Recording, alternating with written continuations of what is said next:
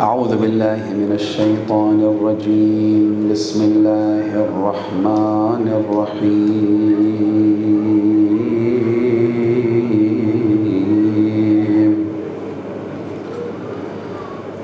اللهم كن لوليك الحجة ابن الحسن صلواتك عليه وعلى آبائه في هذه الساعة وفي كل ساعة وليا وحافظا وقائدا وناصرا ودليلا وعينا حتى تسكنه أرضك طوعا وتمتعه فيها طويلا برحمتك يا أرحم الراحمين. اللهم وهب لنا رأفته ورحمته وعونه ودعاءه وخيره ورضاه ما ننال به سعة من رحمتك وفوزا عندك يا كريم. For the hastening of the return of the Master, the Savior, the Avenger, Al-Hujjat ibn al-Hasan al-Askari, recite aloud salawat ala Muhammad wa ali Muhammad.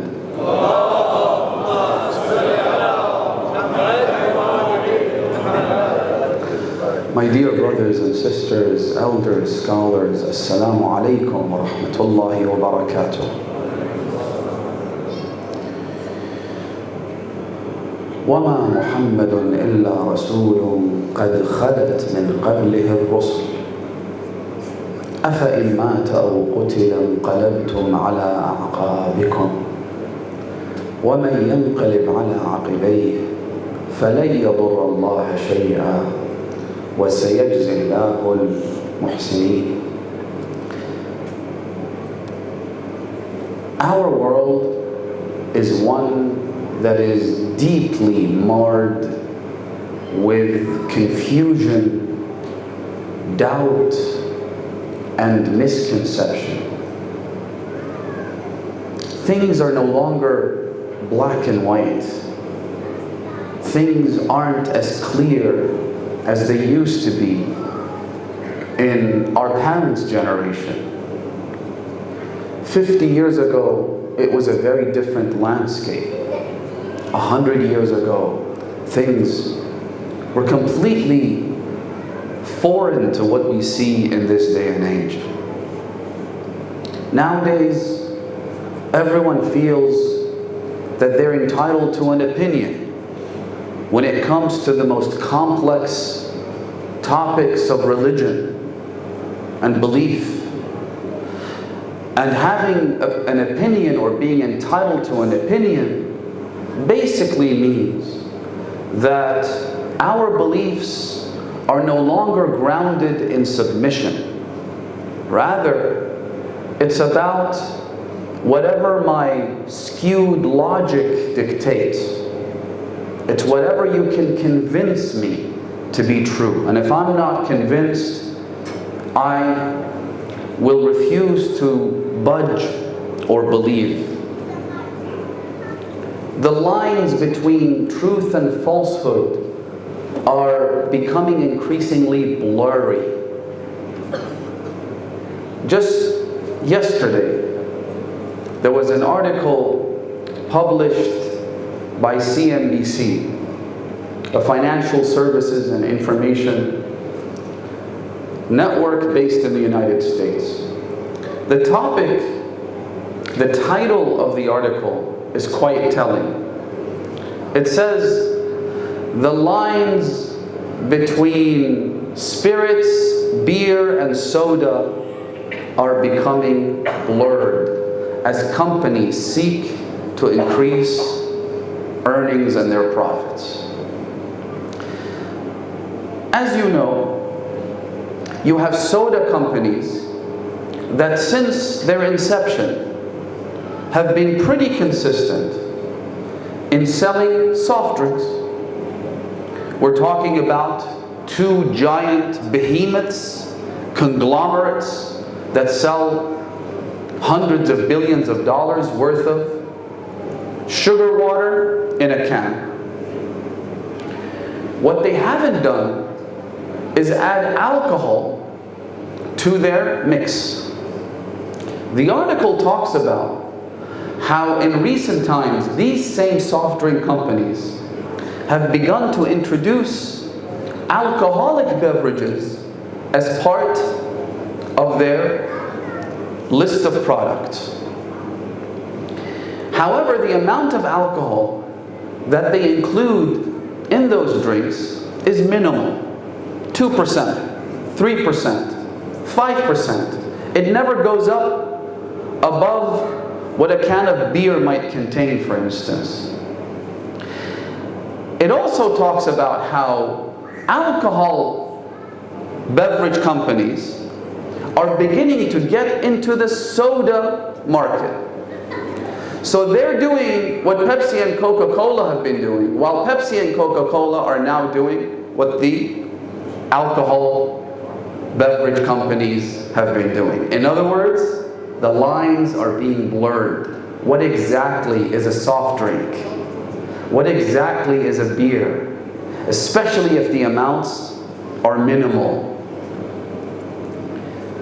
I was on a flight and I looked at the food menu, which also includes a beverage menu.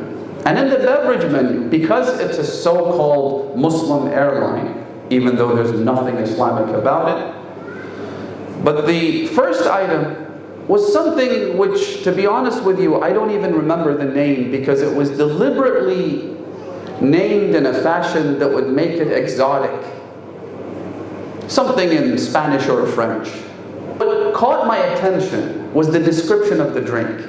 Non-alcoholic beverage made from the finest wines. So I asked to see it. It says non-alcoholic. So as far as the Muslim mind is concerned, you immediately think, well, that's safe. This should be fine. So I asked to see it.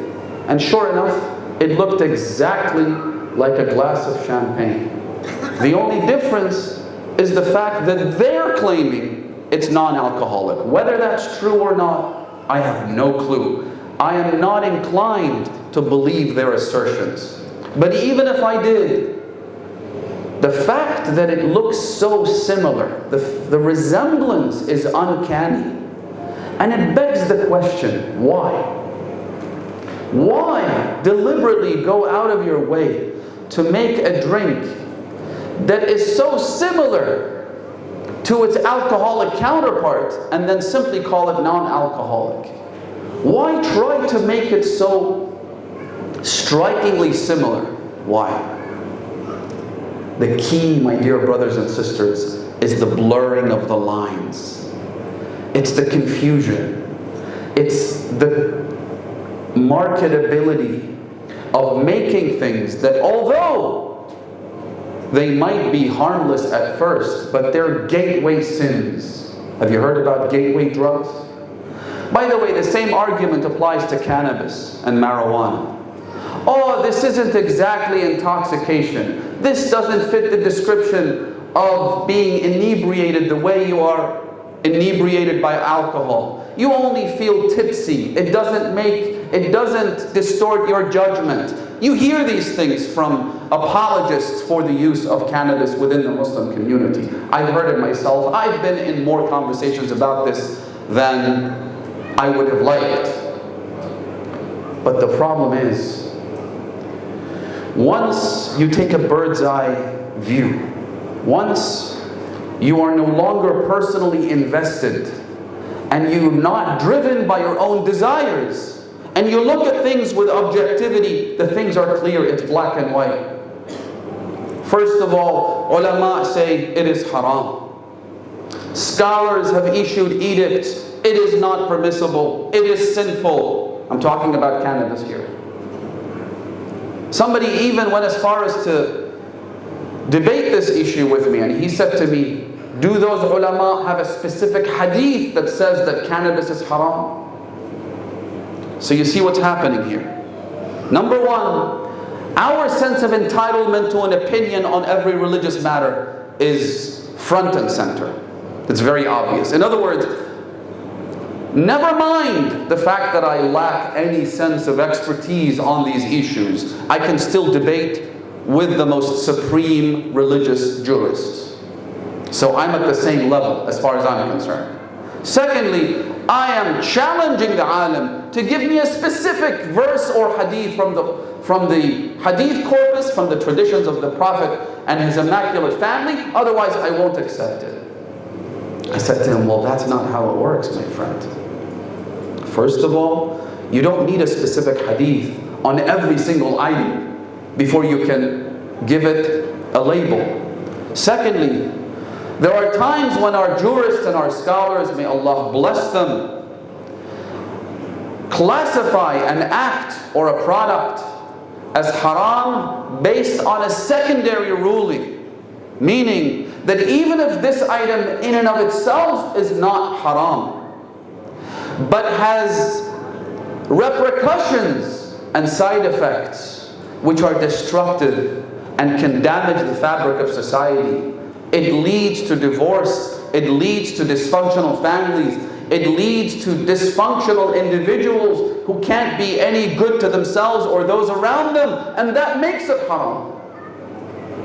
If something is introduced into the community which may not tick all the boxes for inebriation, but can completely eviscerate this community from its ability to progress and grow and prosper, then scholars have every right, based on al-hukm al-thanawi, as it's called, to ban it, to make it impermissible. So, the devil, on the other hand, tries to play on the blurring of the lines. That is in fact where shaitan is most potent, most powerful. Shaitan isn't going to come to you and I and say, let's go out for some hard liquor. Shaitan isn't going to whisper into our ears that we should go and commit adultery. Shaitan isn't going to do these things. Instead, he will focus on those things in the so-called gray area. The things that fall on top of the blurry lines. Listen to what Amir al-Mu'mineen says in a sermon. He says, إِنَّمَا بِدَايَةُ الْفِتْنَةِ, the beginning of discord, the beginning of those trials and tests that cause people to fail. In other words, those difficult tests in our lives, the fitan, they begin with what? The Imam says, they begin بِأَهْوَاءٍ تُتَّبَعْ, with desire, with temptation. Let's try this out. Let's see what this tastes like. Let's see what it does to us. It begins with desire. Then those desires give way to our desperate attempt to cling to some kind of authority. Because as religious individuals, we feel the need to validate and vindicate ourselves, to validate our actions. We feel that we need some kind of authority to rubber stamp the desires that we are trying to satisfy. And so what happens is, يَتَّبِعُ رِجَالٌ رِجَالًا, Amir al-Mu'mineen says. People will follow men. And I'll get back to what the Imam means by this later. They will follow men. They will appeal to authority. Then the Imam says, وَإِنَّ الْحَقَّ لَوْ صَفِيًّا, if the truth was clear, if it wasn't opaque, if it was transparent, if it was made clear, then people wouldn't deviate. And if falsehood was clear, you would have no fear for the masses, because it's obvious. However, يُؤْخَذُ ضِغْثٌ مِّنْ هَذَا وَضِغْثٌ مِّنْ هَذَا. They take a little bit of this, a little bit of that, put it all in a blender, and then present it to you. In other words, it's never clear cut. Shaitan will never attempt to deviate, to deceive, using those obvious things as I mentioned. Rather, he will always mix and match. He will always try and blend things together. The attempt, once again, is to blur the lines. The attempt is to obfuscate. It is to confuse. It is to sow the seeds of doubt. It is to make you think about things based on the wrong set of criteria. That's how doubt begins. For instance, he'll come to you and say, if the commander of the faithful, Amir al-Mu'mineen, وقائد الغر المحجلين, يعصوب الدين وإمام المسلمين, أسد الله الغالب, علي بن أبي طالب, عليه صلوات الله والملائكة والناس أجمعين, if he's that important, and if he was indeed the successor and heir to the Holy Prophet, then where is the verse in the Quran that talks about it? How come he's not mentioned in the Holy Quran? That is the textbook definition of lines being blurred in order to obfuscate and confuse and sow the seeds of doubt. Why? I have given a lecture where I have provided 13 different answers to this misconception. Not one, not two, 13. And that was because we didn't have enough time. Because we have scholars who have written books where they have provided 110 answers to this very misconception. In other words, we have answers. But I'll give you just one. Let's go back to the original question. If Ali ibn Abi Talib was a successor to the Holy Prophet, how come the Quran doesn't talk about him or mention his name explicitly? The answer is, why does the name of Ali ibn Abi Talib have to be mentioned in the Holy Quran explicitly before we accept it? Who told you that that is the right criteria for truth and falsehood? Who said that? The words of the Holy Prophet, the instructions of God's messenger, the hadith of Muhammad sallallahu alayhi wa alihi wa sallam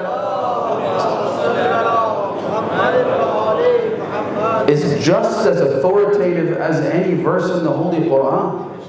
Once authenticated, there's no difference.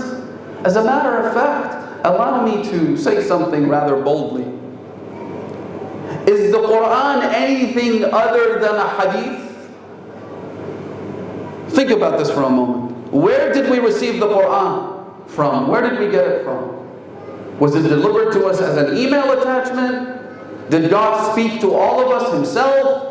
Were we all raised into the heaven in the Mi'raj in order to receive revelation? Were we with Musa on the mount to receive the tablets? How did we get the Quran other than from the blessed tongue of Muhammad sallallahu alayhi wa alihi? I think his blessed name deserves a much louder salawat. Sallu ala Muhammadin wa alihi.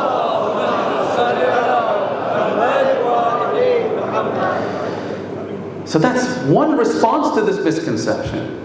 That you're creating your own rules and then saying you should come and play my game. That's not how it works. That's not how it works. Not everything is mentioned in the Quran and doesn't have to be. My point is, that's how misconceptions are crafted. That's how they're designed.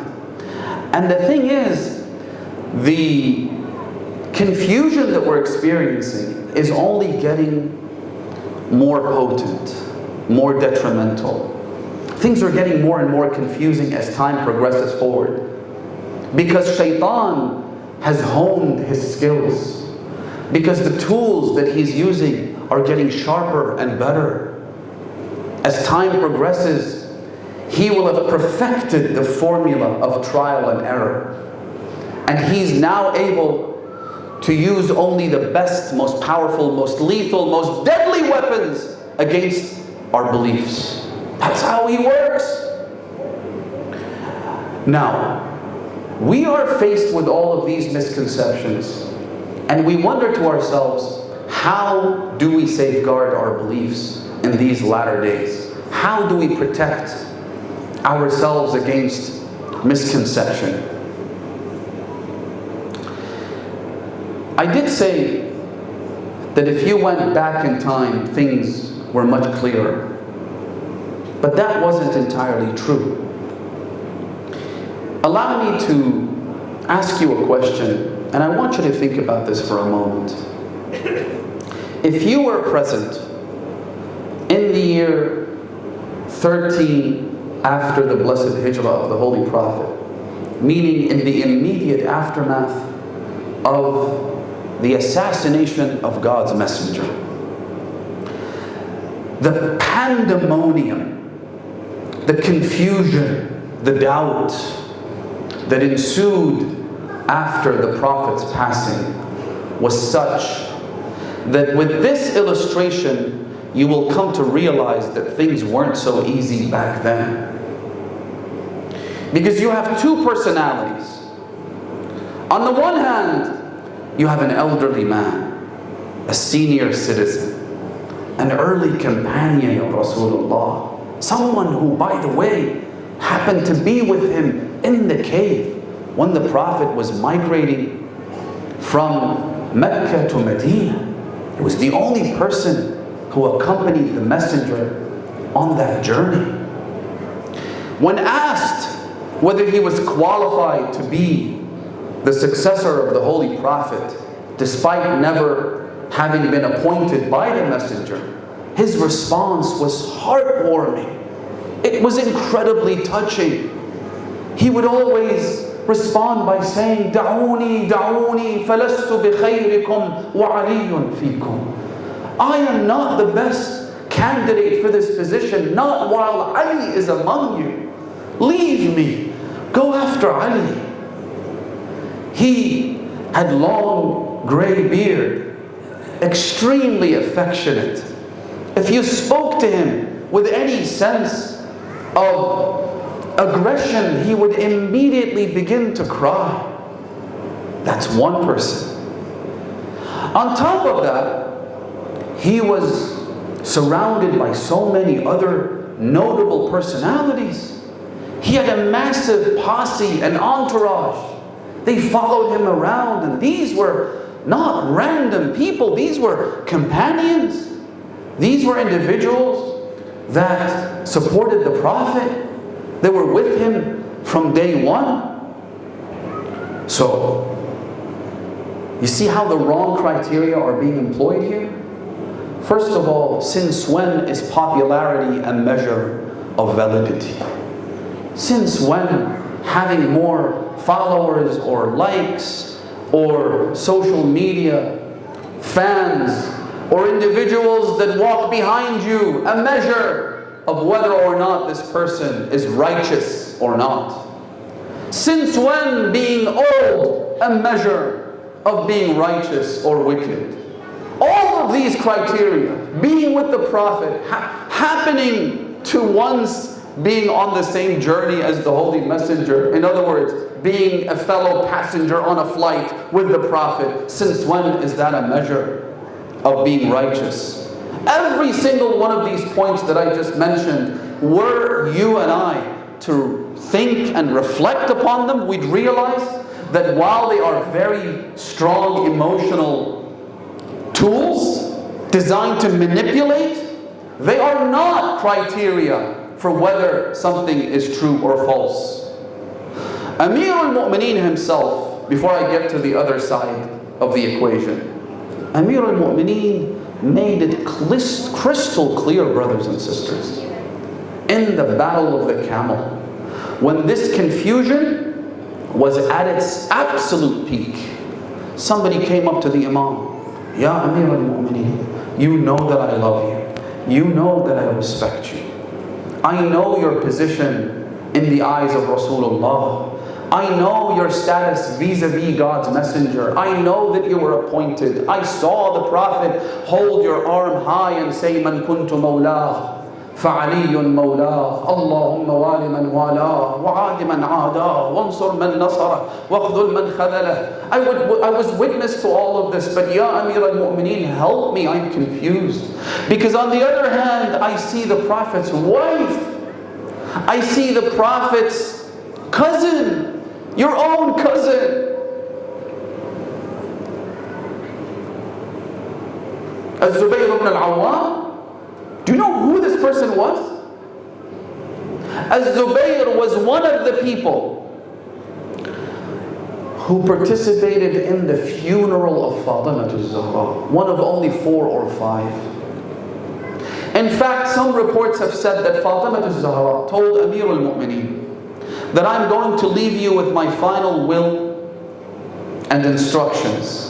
If you are unable to carry out my instructions for whatever reason, if you're excused, if you don't have the power to do it, then I will give them to Zubayr. This is Zubayr ibn al-Awwam. This is a man who defended the Holy Prophet from being killed on numerous occasions. Ya Amir al-Mu'mineen, I see the Prophet's wife, I see Zubayr, I see all these companions, I see all these people that we used to think were good and righteous. Help me. Which side should I pick? The Imam didn't tell him, join me. He didn't even remind him of the innumerable prophetic quotes in praise of Amir al-Mu'mineen when he was made the criteria for righteousness, when he was made the only barometer of what is right. When the Prophet famously said, Aliyun ma'al haqq wal haqqu ma'a, say it with me out loud, wal haqqu ma'a Ali. The Imam could have done that, but instead he gave him and you and I and every single human to the end of days a criteria, an equation that we can use in every single circumstance. He said to him, ألا إن الحق لا يعرف بالرجال. Verily you should know, alas, the truth isn't recognized through men. اعرف الحق تعرف أهله. Recognize the truth. Learn to seek the truth first, then you'll know who's with the truth and who's not with the truth. اعرف الحق. Which is why, brothers and sisters, it is absolutely critical in this day and age of endless confusion and misconception and doubt that you and I do not idolize anyone. No to idolization. No to celebrity culture. No one is a barometer for the truth. The truth is its own barometer. The truth is what needs to be sought out and recognized. That's why the onus is on you. The onus is on us to learn, to investigate, to increase our knowledge. Not to rely on speakers, no matter how good and righteous and pious. Not to rely even on ulama and maraja to determine the truth. Of course, they are great guides to the truth. They are people who may be able to help us navigate the confusing labyrinth that we're in. The role of ulama is absolutely pivotal to our survival, but they don't represent the truth. They can only help you get there. And if for whatever reason, through the guidance of anyone, you don't reach the truth, then you need to reverse engineer the problem and go back to the roots. Find out where you went wrong. Find out just what happened. Why haven't you reached the truth? Never idolize anyone. This fandom culture that exists, especially in this day and age, especially as a side effect of the explosive expansion of social media, is wrong. It's a mistake, brothers and sisters. A reciter should not be idolized. Right? And that's one of the problems that religious communities suffer from. Because I'm religious, instead of idolizing a singer, I idolize the reciter. It's almost like the halal version of that thing that's haram. But in doing so, we blur the lines. Don't do that. Good, pious, righteous reciter who praises the ahlebait, alayhimus salatu wassalam, I respect him, I love him, he's my brother in faith. But nothing more than that. The same is true of speakers, the same is true of everybody. اعرف الحق تعرف أهله. So let's go back to the example. On the one hand, you have this sweet old guy who's quoting verses from the Quran, traditions from the Holy Prophet, who spent time with the Messenger. Who do we have on the other side of the equation? Listen very carefully, brothers and sisters. We have someone. What is our perception of Amir al-Mu'mineen? Number one, he's young. He doesn't have that aura of being a senior member of the community. Number two, he's bald. Number three, his clothes, they're all full of dust and mud. Because he's got a side gig where he digs wells in the farm. So not exactly presentable. Doesn't wear designer clothes. Doesn't look super smart in the way he dresses. Those are descriptions of his appearance. What about his demeanor? You'd expect him to be all about love and inclusivity, right? All these things that we today in the 21st century use as descriptive terms for what is good, right? You'd expect him to be this extremely gentle man, nothing but roses and butterflies and smiles and hugs and kisses. And yet listen to the description of Ali ibn Abi Talib from the tongue of Fatimah az-Zahra alayha salam in her sermon to the women of the Muhajirin and Ansar. وَمَا الَّذِي لَكَرُوا مِنْ أَبِي الْحَسَنِ. She says, what is it that they hate about Abu al-Hasan alayhi salatu wasalam? What they hated about him? Do you know why they chose to reject Ali? The one and only, the bravest, the most knowledgeable, the most pious, the first, the last, the best. What is it that made them reject Amir al-Mu'mineen and put others before him? نَكِرُوا مِنْهُ اللَّهِ نَكِيرَ سَيْفِهِ. Fatimah az-Zahra says they hated the fact that his sword didn't distinguish between rich and poor, old and young, brave and otherwise. That he used that sword to establish the religion no matter who stood before him. Number one. Number two, the fact that he could not care about his own fate, whether he died or was injured or anything like this. Did you know that in the battle of Uhud, the arm of Amir al-Mu'mineen broke?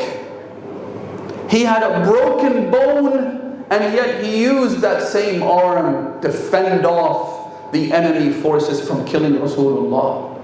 He couldn't care less about his own fate, what happened to him. Number two. Number three, the fact that when Amir al-Mu'mineen took someone, he took him mercilessly.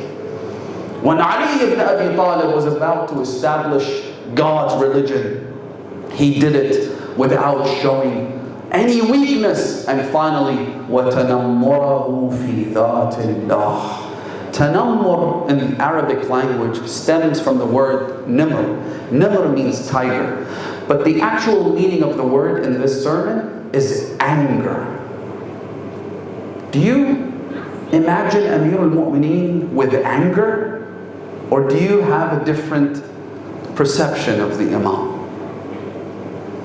But when it comes, of course, Amir al-Mu'mineen, when he encountered orphans, he would walk on his hands and knees and help the orphans ride on his back, pretend he was a camel. Amir al-Mu'mineen, when he encounters a widow breaks down like a child and begins to weep. That is Ali ibn Abi Talib. But when Amirul Mu'mineen was faced with a situation where God's laws are being violated, he was the epitome, the embodiment, the reflection of the anger of Allah. وَتَنَمُّرَهُ فِي ذَاتِ اللَّهِ. Anger, aggression, strength, sword. I mean, again, these are not things that we normally associate with Amirul Mu'mineen. Although we acknowledge them, recognize them. But if you were to paint a picture of the Imam, there wouldn't be these things that come to your mind. So, you had that, and you have this. Now choose.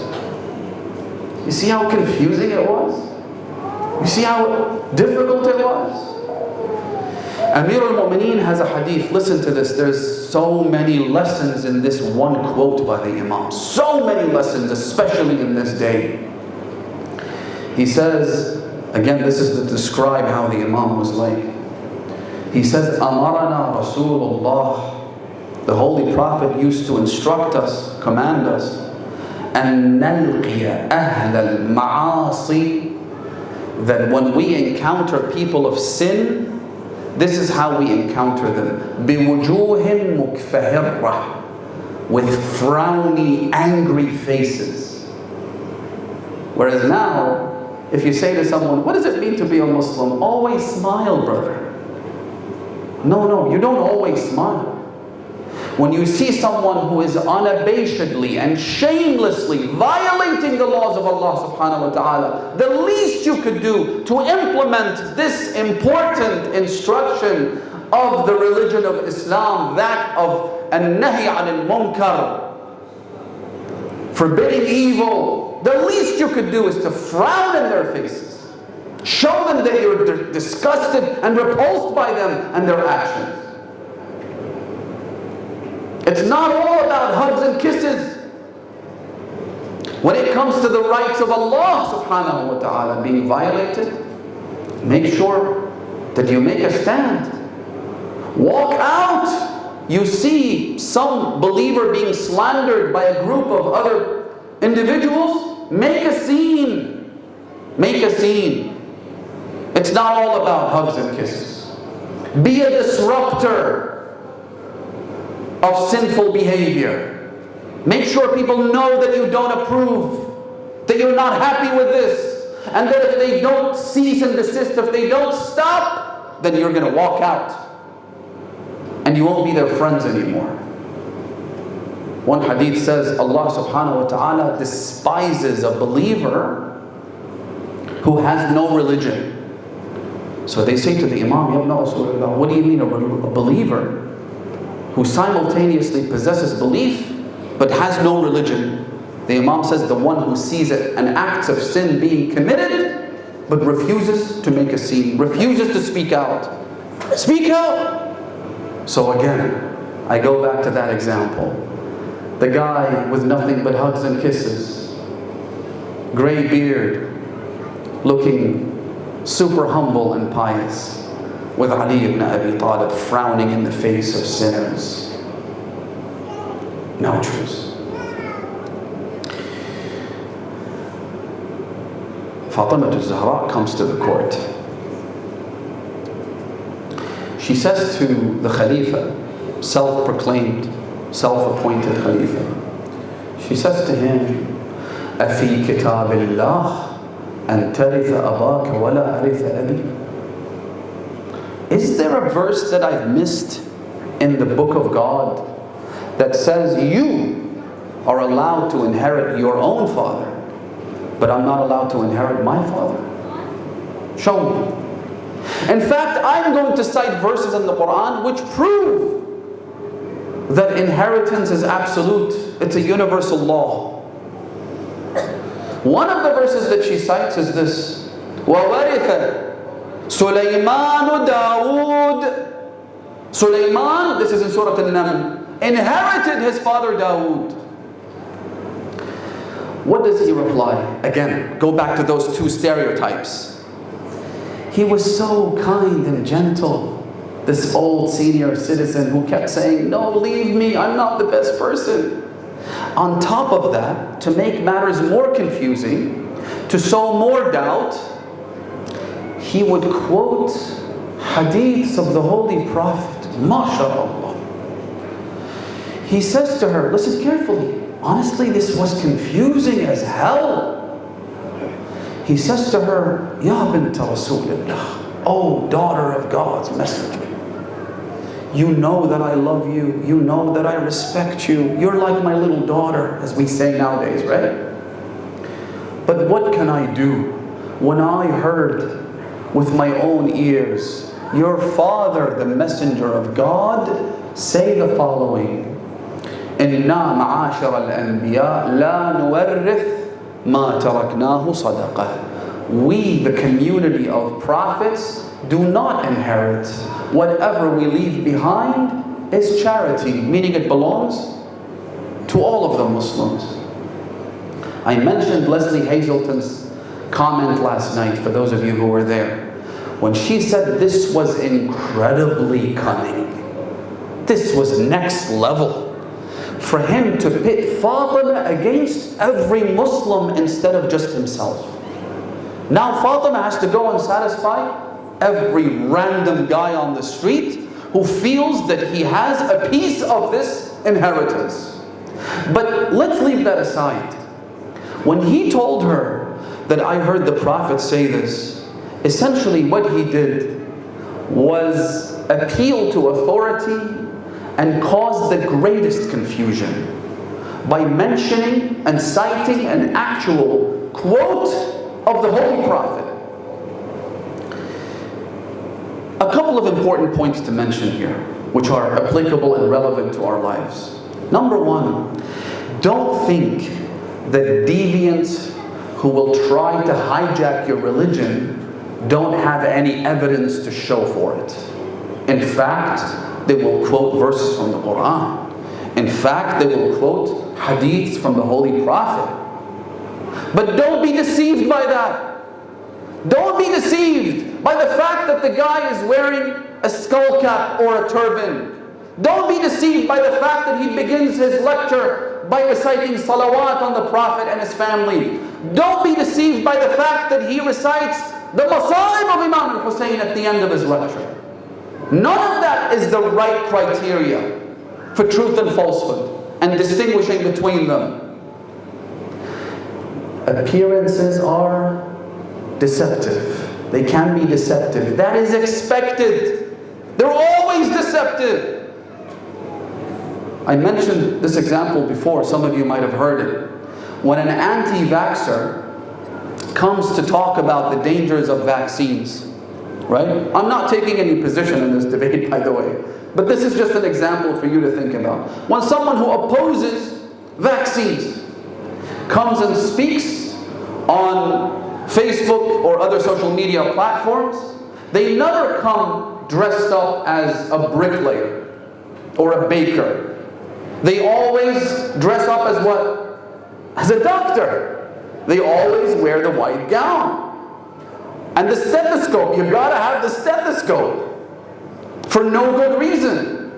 They'll wear medical scrubs and they'll use medical lingo. Am I right? If it was anything else, you'd question what's going on. You'd think, what's happening here? In fact, that person might be an actual qualified medical professional.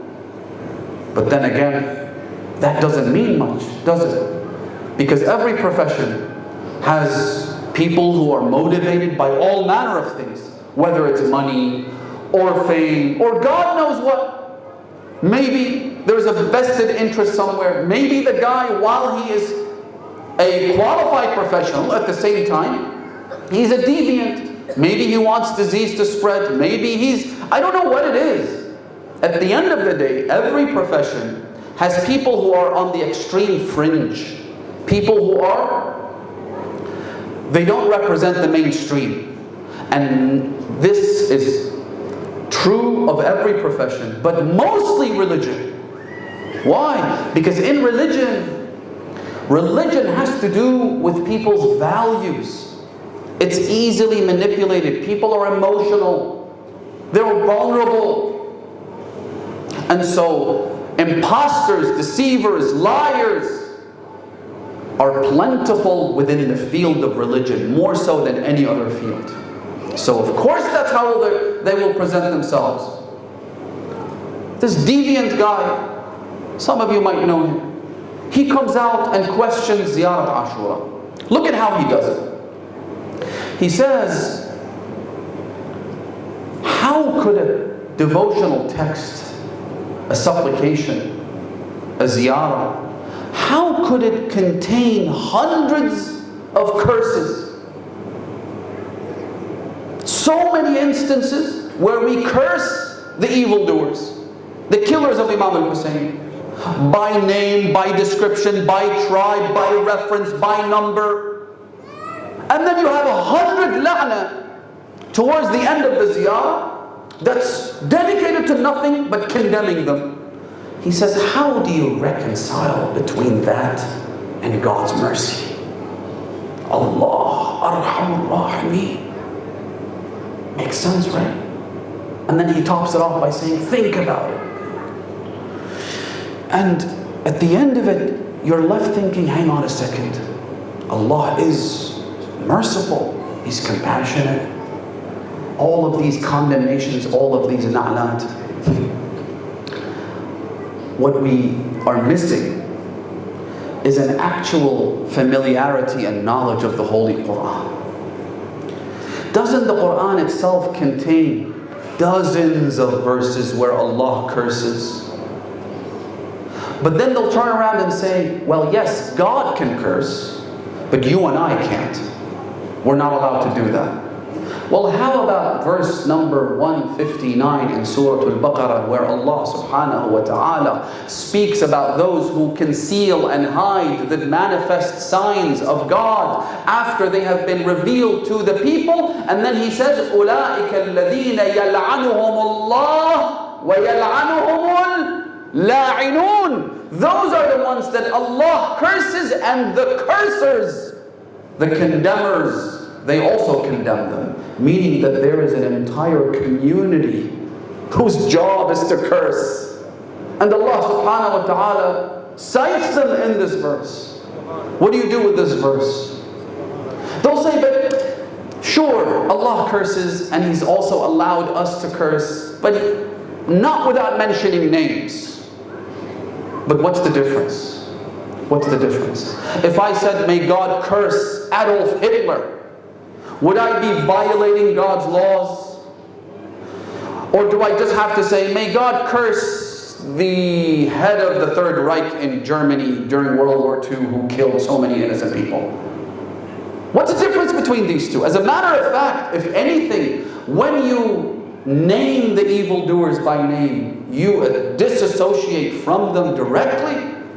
You create this buffer zone between you and them, between your family, between your children and them. It's a clear and manifest disassociation. What's wrong with that? And how is that reconciled with God's mercy? How do you reconcile hell with God's mercy? How do you reconcile all of the verses that describe the torment in the smoldering inferno that is the fires of hell? But again, that is the nature of a misconception. It blinds you from the facts. It gives you something that sows the seeds of doubt and makes you think it makes sense. It makes absolutely no sense. So,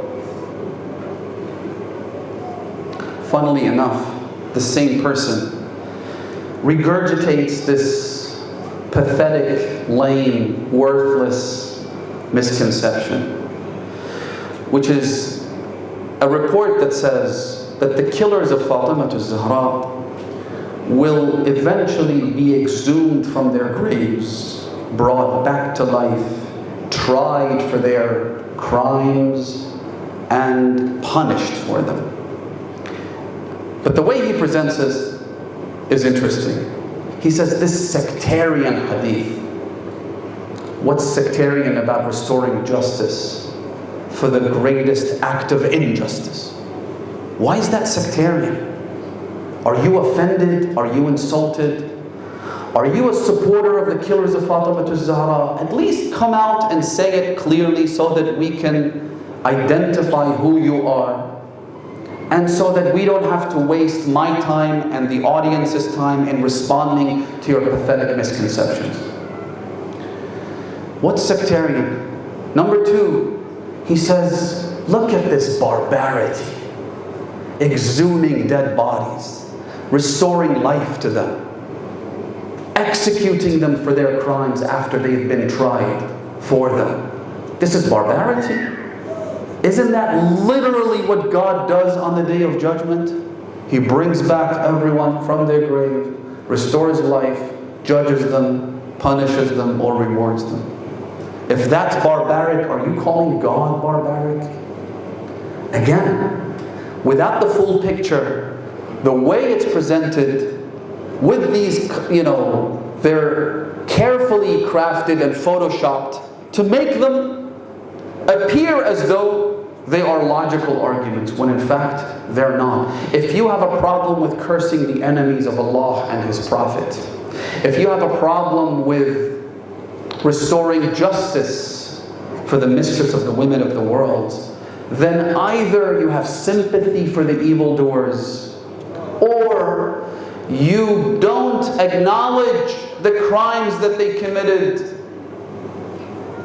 the unspeakable violence that they perpetrated, or you don't respect Fatimah az-Zahra enough to feel that she deserves justice in all of this. Which is it?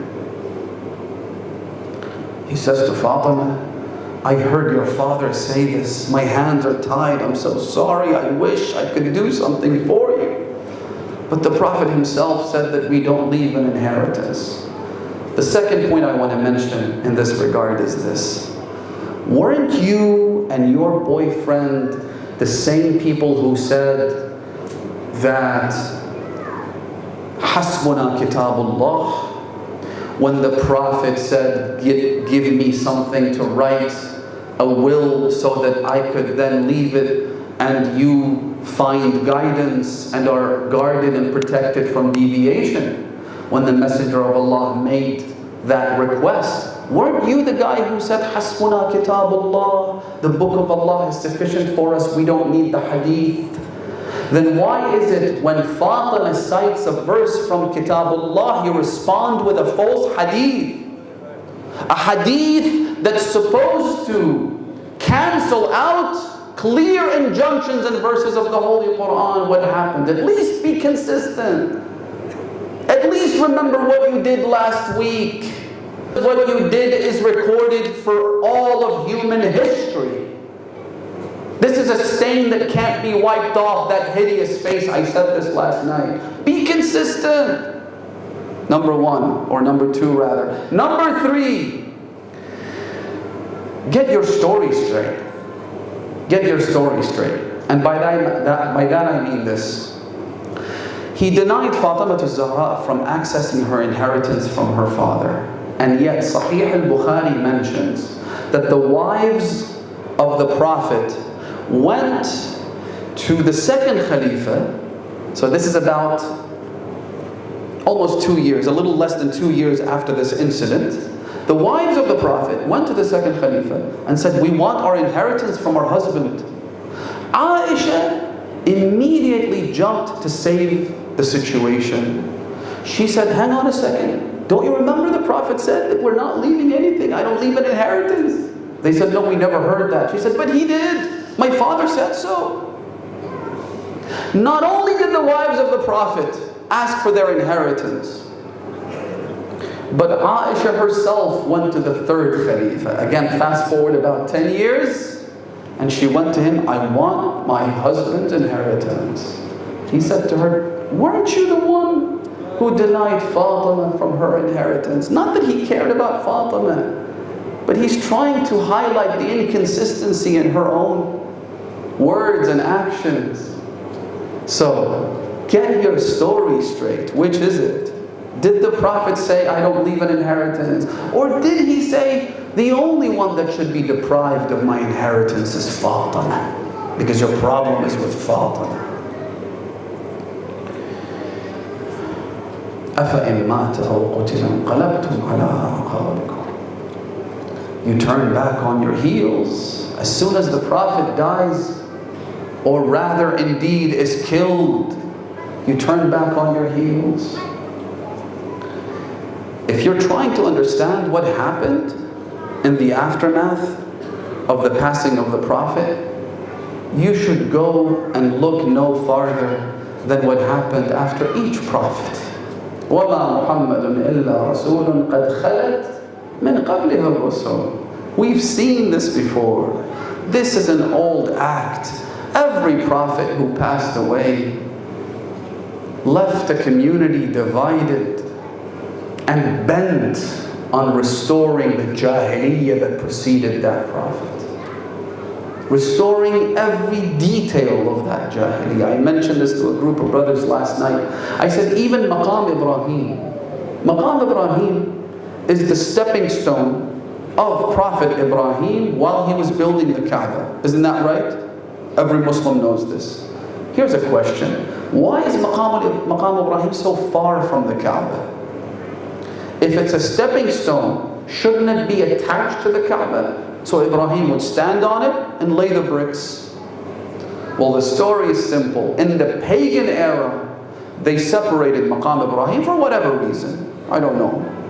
But they placed it farther from the Kaaba itself. When the Holy Prophet went back to Mecca, having conquered it, he restored the position of Maqam Ibrahim to where it was before. And now it was attached to the Kaaba. When the second Khalifa came, he went to Mecca and he said, is there anyone here among you who remembers the exact location of Maqam Ibrahim in the Jahiliyyah? An old man came. He said, yes, I know where it was because I had measured the distance with my feet. I know exactly where it was. So he went and he measured the distance once again, identified the previous pagan position of Maqam Ibrahim. The second Khalifa took it and placed it right there. Even these minute details have to be restored, which is why Fatima al-Zahra said, أَفَحُكْمَ الْجَاهِلِيَّةِ تَبْغُونَ? Are you trying to restore Jahiliyyah? This is a rhetorical question, by the way. Meaning you are restoring Jahiliyyah. One of the rules of Jahiliyyah was that a girl should be deprived of her father's inheritance. That's what you're trying to do? You want to undo what my father did? Anyway, Rasulullah did say that if you're not going to give me a pen and paper to leave my will so that it could guide you, so that it could be your moral compass, at that same event when argument erupted and one said this man is delirious, the other said give him a pen, the other said no, we shouldn't, eventually the Prophet said leave me alone, for you are not allowed to quarrel in the presence of a prophet. Get up and leave. But before you go, let me make one last wish, one last request. أوصيكم بأهل بيتي خيرا. At least look after my family. At least don't hurt my family. At least don't do something that would break the heart of my sweetheart Fatima. Fatima is the apple of paradise. Fatima is a damsel in disguise. Fatima is the mother of my children and my descendants. Fatima is my soul and my spirit. Fatima is the one that whenever I longed for paradise and the fragrance of heaven, I would smell her neck, I would smell her forehead. At least don't hurt my daughter.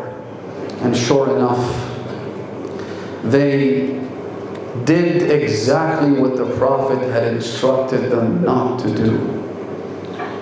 They ambushed the house. Ibn Abi Shaybah mentions the details, and I talked about this last night. There were 3 incidents, in fact, 3 separate ambushes against the house of prophethood and purity and infallibility. The first was a threat. And just imagine the children of Fatimah az-Zahra. Imagine your own family. Try and put yourself in this position. You have a family of this young wife, young children, and suddenly you hear horses and you hear hundreds of men surrounding your home, threatening to burn down your house, saying, I will burn it over the inhabitants of this house. How do you feel about that? What's going to happen to these innocent young little children? That was one instance. Then they came again and they ambushed the house eventually. One report says that the flames that were coming from under the door of the house of Fatimah az-Zahra would slap her face like leather. Fatimah az-Zahra stands her ground behind this door. As they set it alight, they're not content with that. Eventually the door is crushed. Fatimah az-Zahra hides behind the door. She's crushed. Those catastrophes happen. Muhsin, the unborn child of Fatimah, dies in the mayhem. All of these things happen. Now I don't want to talk about the details. I just want to mention this. Imam Sadiq alayhi salam describes the state of Fatimah az-Zahra. He says the following. He says, فَذَابَ لَحْمُهَا. In the few days that Fatimah remained after the ambush on her home, her meat melted from over her bones. وَكَانَتْ كَالشَّبَحِ. She was nothing more than a shadow. Fatimah az-Zahra became so weak. She became so thin. Her head was always wrapped with a band to help ease the pain. But one thing Fatimah didn't do was she never described to Amir al-Mu'mineen what they did to her. Fatimah az-Zahra never really opened up about this. She knew how it would crush Ali ibn Abi Talib. She never said a word to him until it was the time for her to leave her will, to leave her final instructions to Amir al-Mu'mineen. Now there's a rule in Islam which says that a marriage is something that applies only in this life, meaning that a marriage expires when one of the partners dies, right? If your wife died after death, she's no longer your wife. You have to observe the rules as though she is not your wife. The same is true for a husband. The only exception to this rule is Fatimah az-Zahra and Amir al-Mu'mineen. She is the wife of Ali in this dunya as well as the akhirah, as well as paradise. And yet, Fatimah leaves a very strange piece of instruction to Amir al-Mu'mineen. Do you know what she says to him? She says to him, Ya Aba al-Hasan, كفني ليلا وغسلني ليلا وحنضني ليلا ولا تشهد من هؤلاء القوم جنازتي أحدا. Oh Aba al-Hasan, I want for you to bathe me at night, to wrap the shroud at night, to prepare me for burial at night when it's dark, and don't allow any of these oppressors to participate in my funeral so they could cover up their crimes.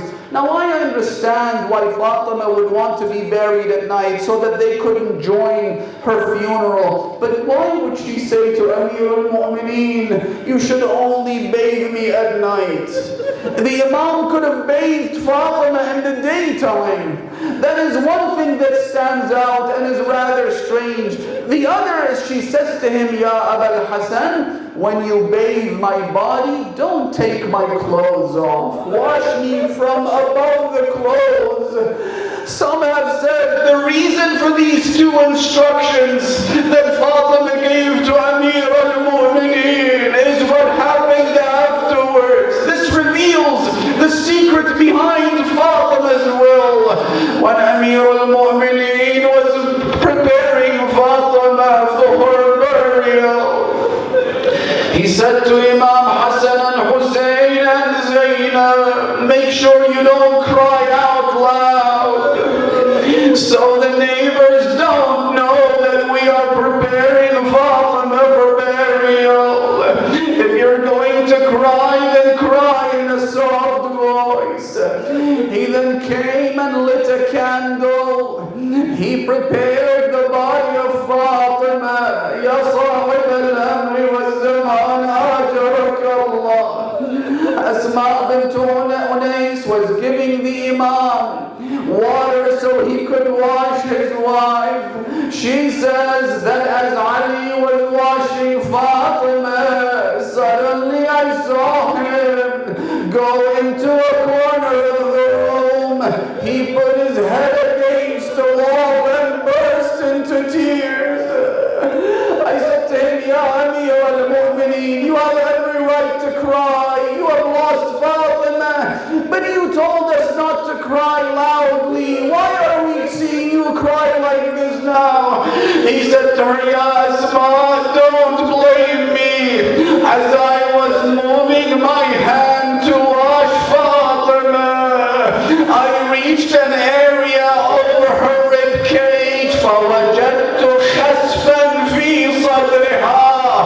I found a recess in the chest of Fatima, meaning there was no rib to speak of.